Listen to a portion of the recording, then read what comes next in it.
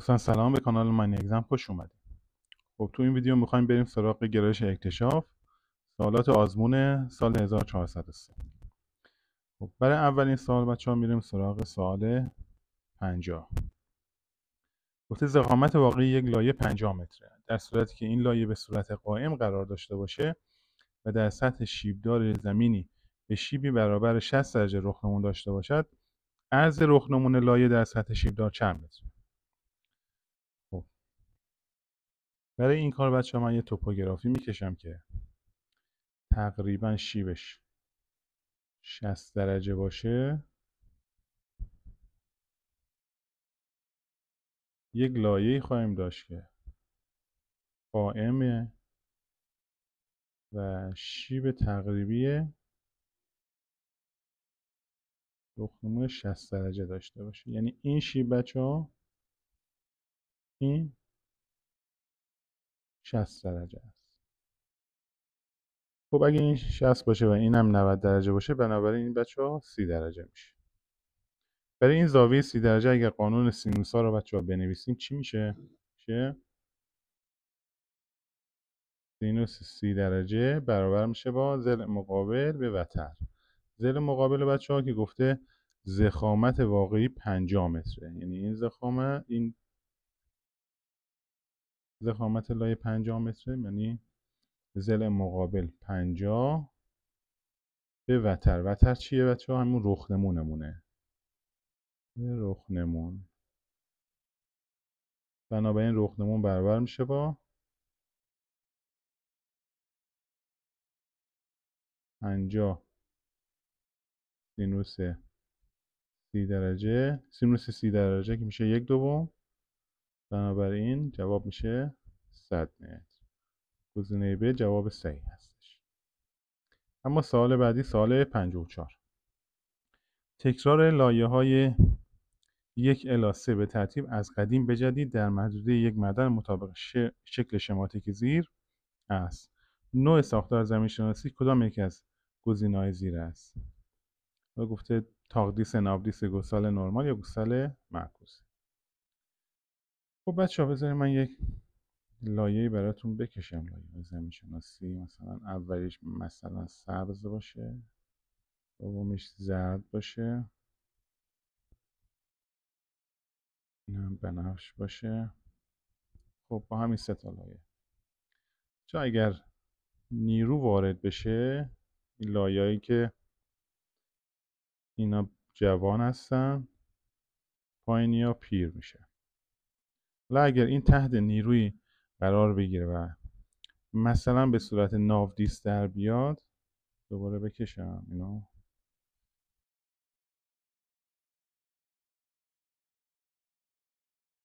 ناودیس، ولی سبز، دومی زرد،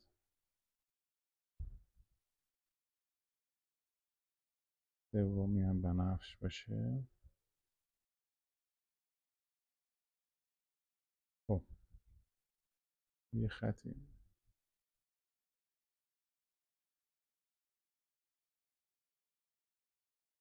خب بچه همینطور که میبینین ما در بیرون ناودیس لایه های پیر رو داریم. بچه ها اینجا دیدین دیگه، این لایه های پیرمون رنگش بنفشه.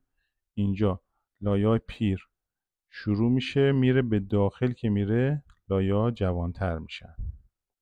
حالا اینجا چی گفته تو سوال؟ گفته تکرار لایه های 1 الی 3. از 1 الی 3 که میریم از قدیم به جدیده، یعنی اینجا پیره، اینجا لایه ها در مرکز جوان میشن.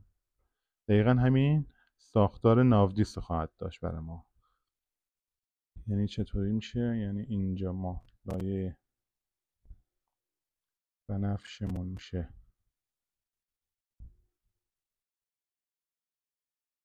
اینجوری، میشه زردم میشه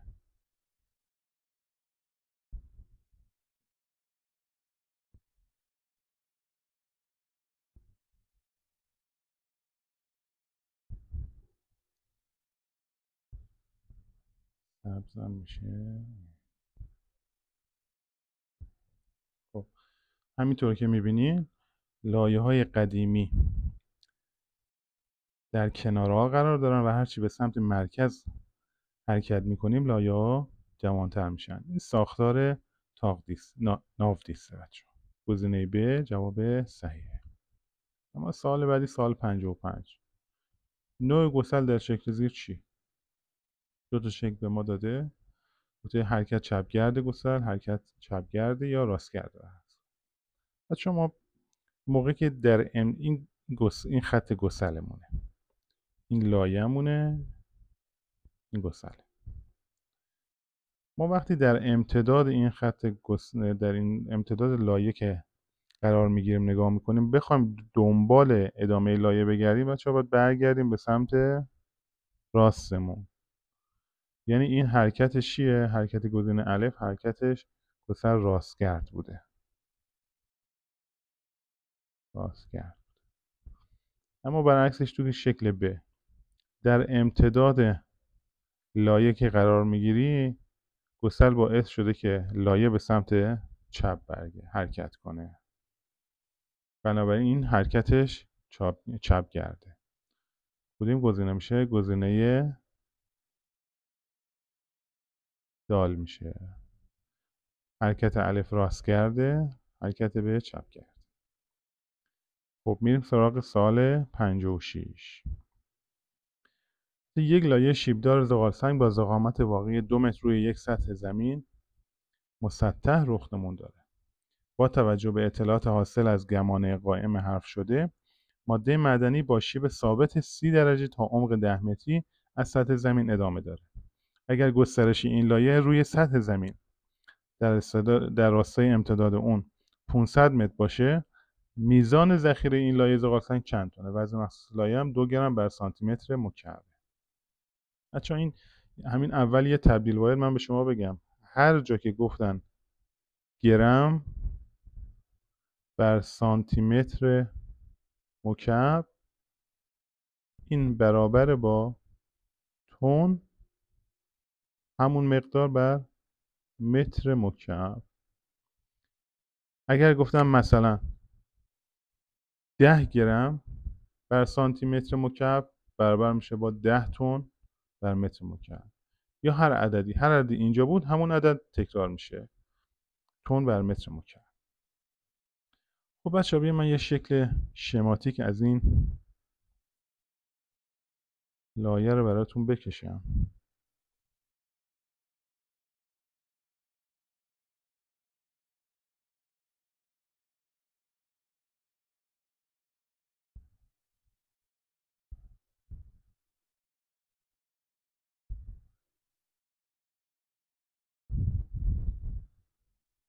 خب یه ضخامتی داره این لایه‌مون.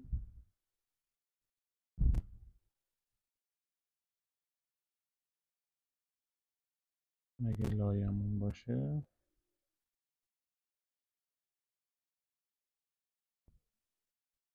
خب یه گمانه‌ای ما زدیم.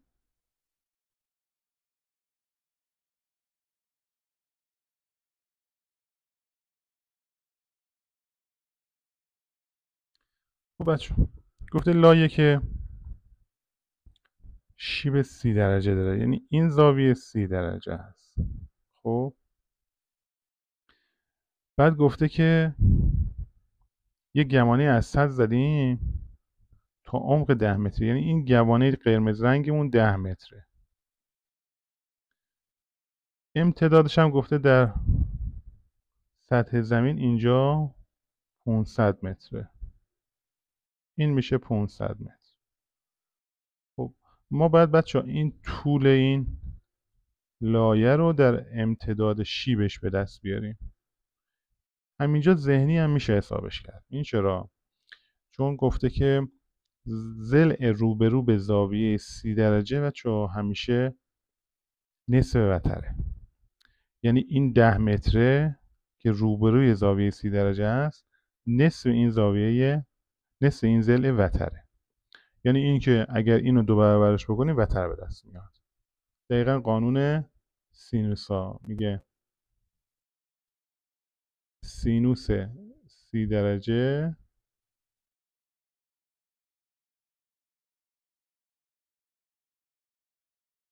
ضرب در طول واقعی بچه ها، طول واقعی که همون ضلع وترمون هست، طول واقعی برابر میشه با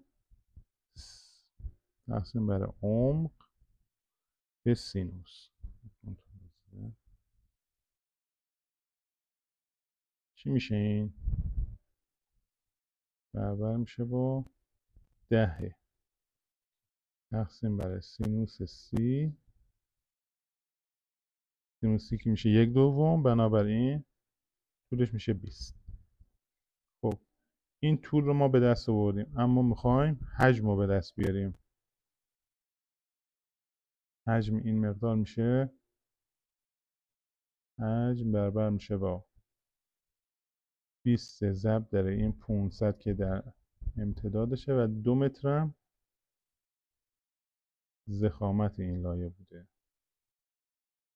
برابر میشه با، ببخشید آره دیگه 2 مترم ضخامتش بوده، میشه 20,000 متر مکعب. خب اگر میزان ذخیره رو بخوایم حساب بکنیم، میزان ذخیره برابر میشه با حجم ضرب در وزن مخصوصش. حجم رو حساب کردیم 20,000 متر مکعب ضرب در وزن مخصوصش هم که میشه 2 گرم بر سانتی متر مکعب، در واقع میشه 2 تن بر متر مکعب. این تن بر متر مکعب برابر میشه با 40,000 تن. این متر مکعب با این متر مکعب میخوره، میمونه 40,000 تن. گزینه الف گزینه صحیح هستش. اما سوال بعدی سوال 57. گفته ذخیره یک کانسال به روش مقاطع بین دو سطح مقطع متوالی 60 متره، در حالی که S1 مون 300 متر مکعب مربع و S2 مون هم دوباره 300 متر مربع هستش. ذخیره چند تونه؟ وزن مخصوص ماده معدنی هم گفته 5 گرم بر سانتی متر مکعب. خب این تبدیل واحدی که توی سال قبلی گفتیم اینجا هم تکرار شده، یعنی میشه 5 گرم بر سانتی متر مکعب برابر میشه با 5 تن بر متر مکعب. خب بچه حجم این کانسا رو اگر بخوایم به دست بیاریم برابر میشه با S1 به علاوه S2 تقسیم بر 2 ضرب در L. خب متوسط سطح ها ضرب در طولشون برابر میشه با 300 به علاوه 300 تقسیم بر 2 ضرب در فاصله بینشون 60. محاسبه بکنیم میشه 18,000 متر مکعب. اما ذخیرهش برابر میشه با حجم ضرب در وزن مخصوص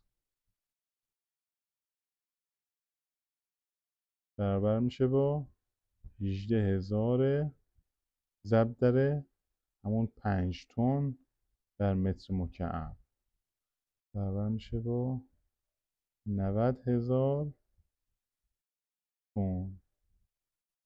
گزینه ب جواب صحیح هستش. اما سوال بعدی سوال 58 گفته یک رگه کانیسازی بارید با مشخصات N40W شیب 30 درجه به سمت شمال شرق مفروض است. برای اکتشافات سطحی این رگه آزیموت حفر کدام یک از ترانشه‌های زیر را پیشنهاد می‌کنید؟ بچه‌ها ما زمانی که می‌خوایم ترانشه حفر بکنیم باید برای اینکه مطمئن بشیم به لایه برخورد می‌کنه باید بر امتدادش عمود باشه. خب بچه من اگه یه دستگاه بکشم اینجا براتون،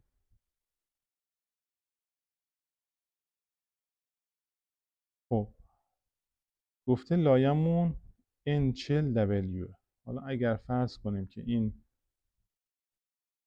لایمون هست و این زاویه 40 درجه هست، همون N40W با شیب به سمت شمال شهر، شیبش هم به سمت اینجا 30 درجه است. خب ما به خاطر برخوردمون ترانشمون با لایه باید عمود بر این امتداد رسم بکنیم.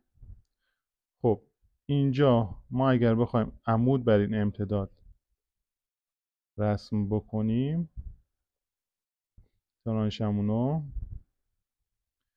خب تا اینجا که 40 تاست، به خاطر که 90 تا بشه این بعد زاویهش بشه 50 درجه. 50 درجه یعنی آزیموتمون این که نسبت به شماله، از اینجا تا اینجا همون آزیموتمونه، 50 درجه است. گزینه جیم پاسخ صحیح این سواله. اما سوال 60 چی گفته؟ یک محدوده اکتشافی به مساحت 20 هکتار تعداد 50 گمان اکتشافی حذف شده است که از این گمانه‌ها تعداد 40 گمان به زون کانی سازی برخورد نموده و منجر به کشف کانساری به مساحت 8 هکتار شده است. چگالی شبکه اکتشاف در این کانسار چند متر مربع؟ بچه‌ها چگالی شبکه فرمولش چیه؟ چگالی شبکه برابر میشه با مساحت کانسار به روی تعداد گمانه های مؤثر، نه همه گمانه ها، اونایی که به کانسار برخورد کردن. خب مساحت کانسار بچه‌ها چی گفته؟ گفته 8 هکتار. 8 هکتار رو بخوایم به متر مربع بنویسیم، هر هکتار 10,000 متر مربع. 8 هکتارش بنابراین میشه 80,000 متر مربع. تعداد گمانه‌هایی که برخورد کرده بچه‌ها اینجا گفته چی؟ 40 تاش به زون کانیسازی برخورد کرده. تقسیم بر 40 میکنیم. خب این برابر میشه با 2000. گزینه به جواب صحیح این سواله. اما سوال 62 چی گفته؟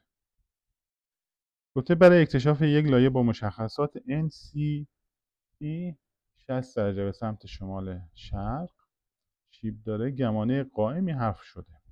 اگر طول مغزه حاصل 3 متر باشد ضخامت واقعی لایه چند متر است؟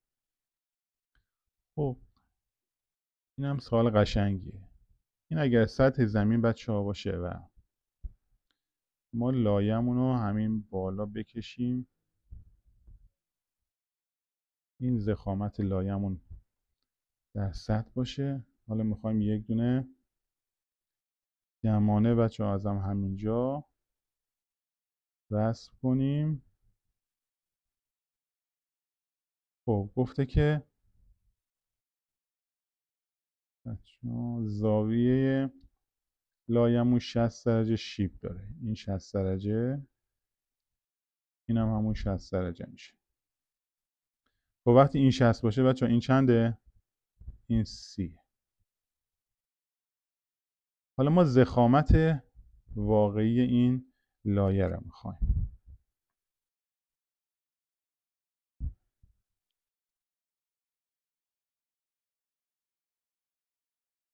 خب این اگه تیمون ضخامت واقعی باشه، توی این مثلثی که تشکیل شده این 90 درجه است.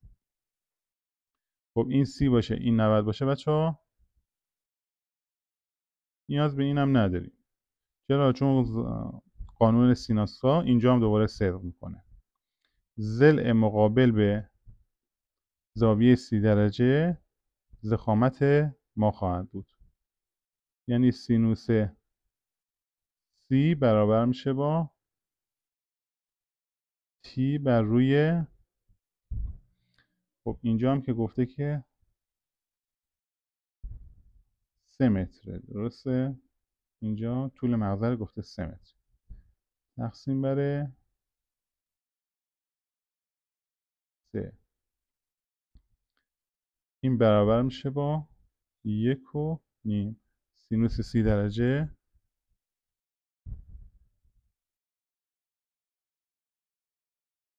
میشه نیم ضرب در 3 میشه 1.5. گزینه جیم جواب سوال. اما سوال 63 چی گفته؟ بچه‌ها این سوالیه که تو سال 1401 هم اومده، منتها اونجا من فکر میکنم که حلشو اشتباه کردم. خب گفته در یک منطقه اکتشافی مسطح برای اکتشاف ماده معدنی لایه‌ای شکل 3 گمانه با مختصات دهانه گمانه ضخامت ماده معدنی و عیار به شرح جدول ذیل حذف شده است. عیار متوسط ماده معدنی در این بلوک چقدر؟ فرمول عیار متوسط بچه‌ها چیه؟ عیار متوسط یا جی بار برابر میشه با عیار ماده معدنی ضرب در ضخامتش، با هم دیگه جمع میکنیم اینا رو در صورت که من بنویسم 2.5 ضرب در 10 متر ضخامت داره به علاوه دوباره 2.5 عیار ماده معدنی ضرب در 15 به علاوه عیار ماده معدنی 4 ضرب در ضخامتش 5 تقسیم بر مجموع ضخامت ها، یعنی 1/10 به علاوه 15 به علاوه 5. خب این کسر رو بچه ها محاسبه بکنید که 25 به علاوه 37.5 به علاوه 20 تقسیم بر 30 که جوابش میشه 2.75 درصد. گزینه الف جواب صحیح این سواله. سوال 65 بچه ها چی گفته؟ برای اکتشاف یک لایه ماده معدنی که مشخصات اون شمال جنوبی با شیب 60 درجه به سمت شرقه، همینجا که میبینیم در زمین افقی رختمون دارد. از نقطه آ به فاصله 100 متری از رختمون لایه گمانه موربی با انحراف از قائم 30 درجه و آزیموت 270 درجه حذف شده. عمق گمانه در محل برخورد لایه چند متر؟ سوال قشنگیه بچه‌ها. این اگر این مقطعشو من بکشم، این سطح زمین باشه و اینم لایه‌مون باشه که شیب لایه بچه‌ها گفته 60 درجه.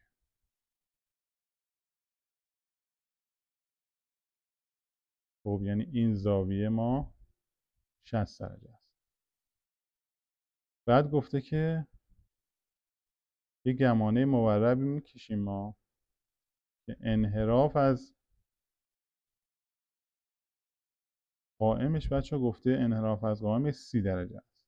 یعنی این قائم اگر باشه این انحرافش 30 درجه، بنابراین اینم چیه؟ اینم میشه 60 درجه. خب کار خیلی آسون شد دیگه. اینم 60 درجه است، یعنی یه مثلث 60 درجه 60 درجه 60 درجه ایجاد میکنه. دوباره قانون سینوسا. خب میگه در فاصله 100 متری، این فاصله هم بچه ها با ما داده 100 متر، این گمانه حذف شده. 100 بر روی سینوس مقابلش که همش 60 درجه هست، سینوس 60 برابر میشه با، اینجا من علامت گذاری بکنم A B C. این طول AB بود که 100 متره، طول AC رو میخوایم به دست بیاریم بر روی سینوس 60. خب تکرار شده دیگه، بنابراین آسه هم برابر میشه با 100 متر. همون گزینه الف جواب صحیح هستش. اما برای آخرین سوال، سوال 80. در زمینی با مقاومت ویژه همگن اندازه‌گیری مقاومت ویژه با آرایه ورنر با فاصله الکترودی 20 متر انجام شده. جریان تزریقی 500 میلی آمپر و اختلاف پتانسیل 400 میلی ولت اندازه‌گیری شده. مقاومت ویژه ظاهری زمین چند میلی اومه؟ فرمولش چیه بچه‌ها؟ رو برابر است با 2p آلفا دلتا وی به آی. جایگذاری بکنیم 2p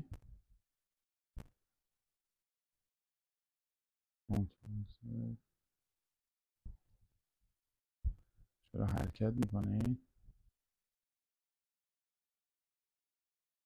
من اینو با رنگ دیگه بنویسم، برابر میشه با 2p ضرب در آلفامون گفته چقدر؟ فاصله الکترودا 20 متر ضرب در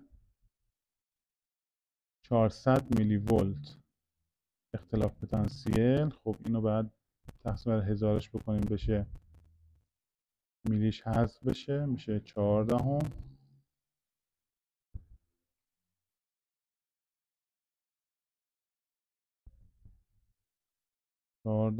بر روی جریانش هم 500 میلی آمپره.